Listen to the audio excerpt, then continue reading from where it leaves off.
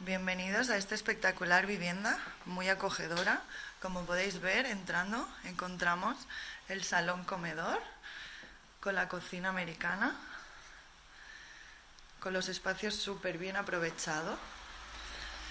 Tenemos aquí un dormitorio doble, exterior al propio balcón de la vivienda.